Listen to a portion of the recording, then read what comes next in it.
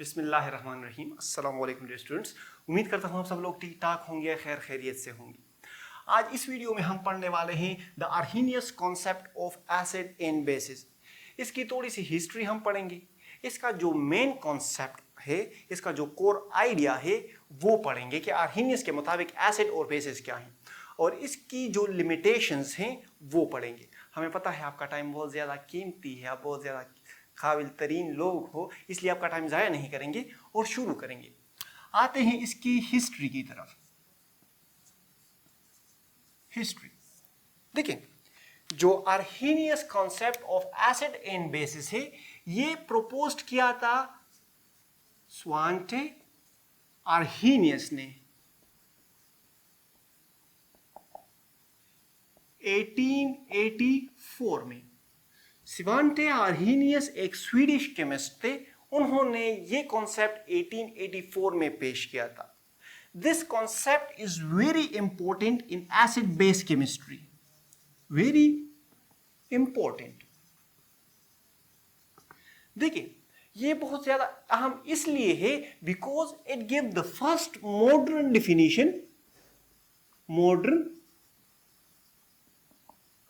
definition of acid and base।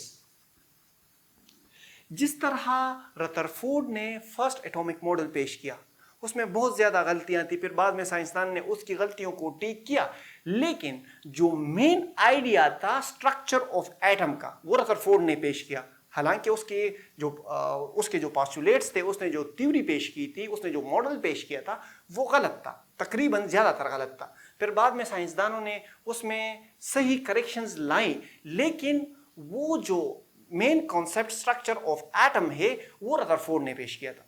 इसी तरह जो मॉडर्न जो एसिड बेस केमिस्ट्री है, इसमें आर्हीनियस की थ्योरी बहुत ज़्यादा इंपॉर्टेंस रखती है because it give the first modern definition of acids and bases. और इसने इस बात को एक्सप्लेन किया था कि ये जो एक्वस सोल्यूशन है एसिड और बेसिस का, ये इलेक्ट्रिसिटी क्यों कंडक्ट करता है। आपको बताता हूं, देखिए, इसने बताया कि जब हम एसिड या बेस को वाटर में डाल लेते हैं तो हमारे पास एक एक्वस सोल्यूशन बन जाता है।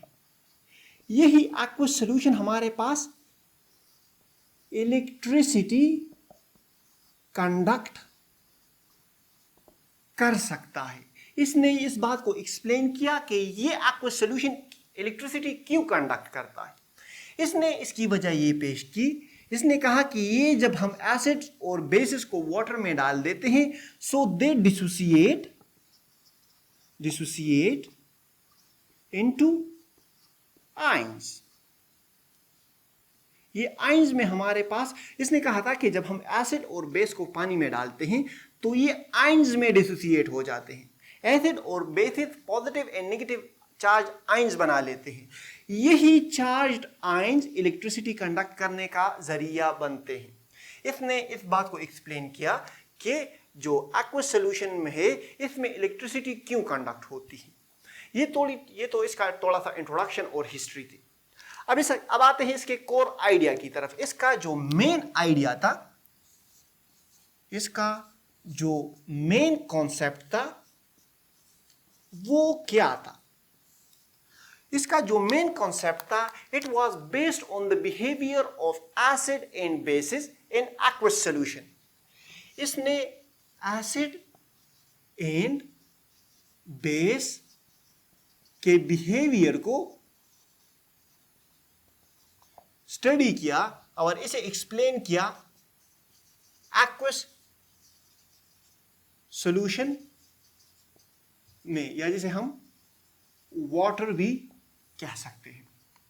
अच्छा, इसने ये जो कॉन्सेप्ट पेश किया था, इसके मुताबिक अगर हम एसिड्स की डिफिनीशन करें, so acids are those chemical substances which dissociates.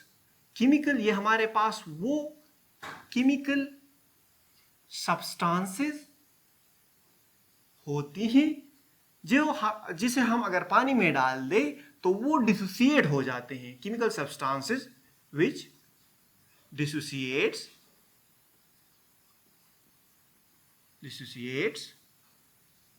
to give H plus ion in aqueous solution.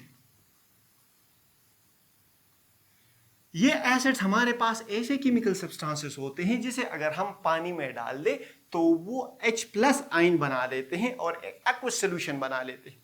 इसकी अगर हम जनरल रिप्रेजेंटेशन करें,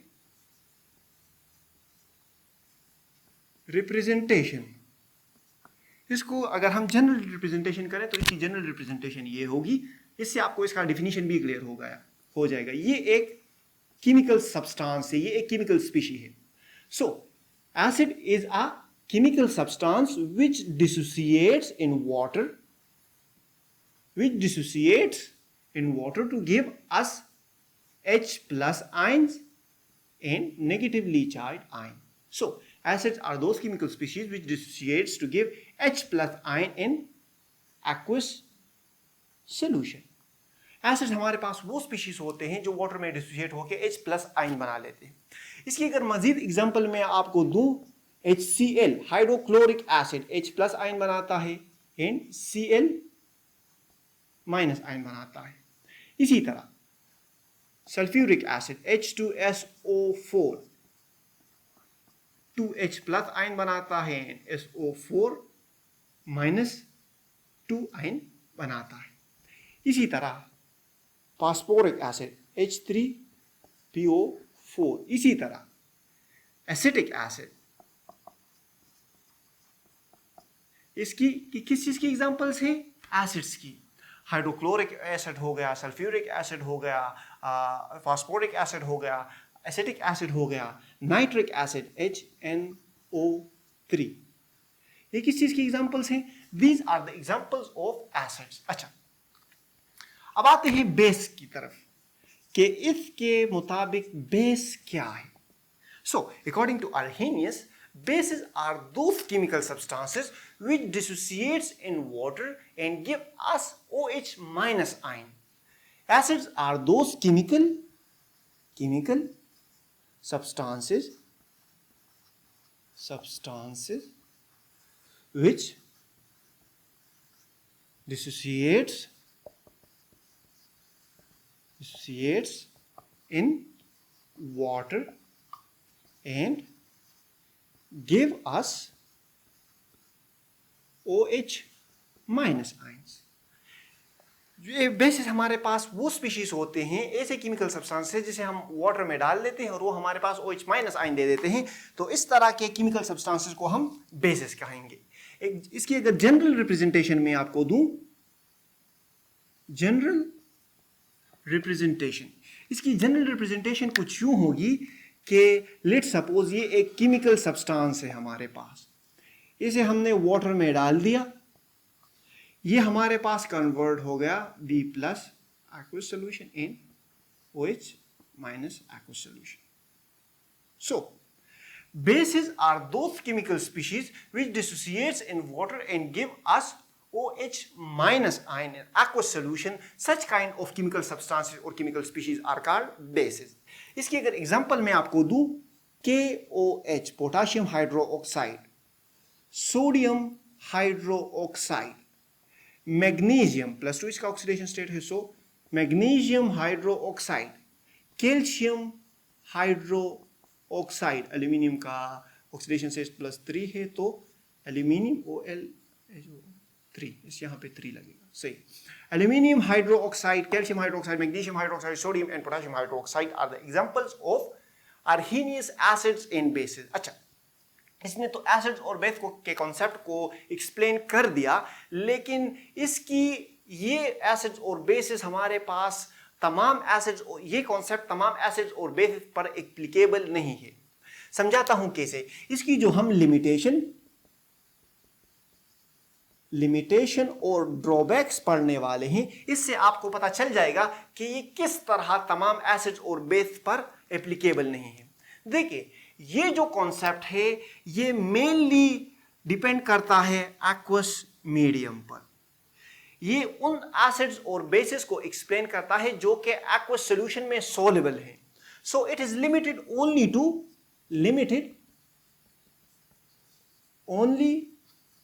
टू aqueous solution और वी कैन से वाटर। ये जो कॉन्सेप्ट है ये टोटली डिपेंड करता है एक्वस सॉल्यूशन पर। मतलब ये उन स्पीशीज, उन सब्सटेंसेस के को एसिड और बेसिस क्लासिफाई कर सकता है जो वाटर में सॉल्युबल है। और ये जो नॉन एक्वस सॉल्यूशंस हैं, ये नॉन एक्वस सॉल्यूशन में एसिड्स और बेसिस के बिहेवियर को एक्सप्लेन नहीं करता। ये सिर्फ उन एसिड्स और बेसिस के बिहेवियर को एक्सप्लेन करता है जो एक्वस सॉल्यूशन में है। ये नॉन एक्वस सॉल्यूशन में एसिड और बेसिस के बिहेवियर को एक्सप्लेन नहीं करता। दूसरी बात, दूसरा जो इसका अहम लिमिटेशन था, इसने एसिड को कनेक्ट किया हुआ था H प्लस आयन के साथ। इसने एसिड को H प्लस आयन के साथ और बेस को कनेक्ट किया हुआ था OH माइनस आयन के साथ। इसने एसिड को H प्लस आयन के साथ और बेस को OH माइनस आयन के साथ एसोसिएट किया हुआ था। अब वो स्पीशीज जो एसिड या बेसिस हैं लेकिन उनमें हाइड्रोजन और हाइड्रोक्सल आयन प्रेजेंट नहीं है, तो ये उन केमिकल स्पीशीज को एसिड या बेस क्लासिफाई नहीं कर सकता। फॉर एग्जांपल अमोनिया NH3 हमारे पास एक बेस है। अब इस अमोनिया में हमारे पास हाइड्रोक्साइड आयन नहीं है यहाँ पे मौजूद और ये हमारे पास बेस है, तो ये इस तरह के बेस को एक्सप्लेन नहीं कर सकता, ये इस तरह के बेस को क्लासिफाई नहीं कर सकता। ये उस तरह के केमिकल स्पीशीज जो कि एसिड या बेसिस हैं लेकिन उनमें H प्लस आयन या OH माइनस आयन मौजूद नहीं, तो वो उन तरह की केमिकल स्पीशीज को एसिड या बेस क्लासिफाई नहीं कर सकते हम इस आर्हेनियस कॉन्सेप्ट के मुताबिक। इसी तरह हमारे पास जो बोरॉन ट्राइफ्लोराइड है, it is example of acid. Carbon dioxide, it is example of acid. ये जो एसिड्स हैं इनमें हमारे पास H प्लस आयन मौजूद नहीं। सो आर्हेनियस कॉन्सेप्ट के मुताबिक हम इस तरह के सब्सटेंसेस को एसिड्स क्लासिफाई नहीं कर सकते। अब इस तरह के केमिकल स्पीशीज को एज एसिड या बेस क्लासिफाई करने के लिए हमारे पास एक और थ्योरी पेश की एक साइंसदान थे जिसका नाम था Lewis concept of acid and bases से हम इस तरह के केमिकल स्पीशीज को भी क्लासिफाई कर सकते हैं।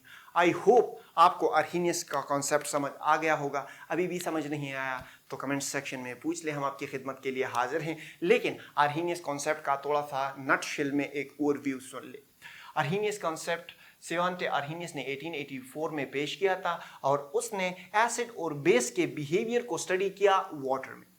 उसने कहा कि एसिड्स हमारे पास वो स्पीशीज होती हैं जो वाटर में H प्लस आयन देती हैं और बेसिस हमारे पास वो स्पीशीज होती हैं जो वाटर में OH माइनस आयन देती हैं। इसकी लिमिटेशंस ये थी कि it is only associated two aqueous solutions. और दूसरी इसकी सबसे बड़ी लिमिटेशन ये थी कि ये उन एसिड्स और उन बेसिस को क्लासिफाई नहीं कर सकता जिसमें OH माइनस आयन और H प्लस आयन मौजूद ना हो। आई होप आपको समझ आ गया होगा। अभी भी समझ नहीं आया तो कमेंट सेक्शन में पूछ लें, हम आपकी खिदमत के लिए हाजिर हैं। बाकी हंसते रहें, मुस्कुराते रहें, दिलों का ख्याल रखें, खुशियाँ बांटें। अल्लाह हाफिज़।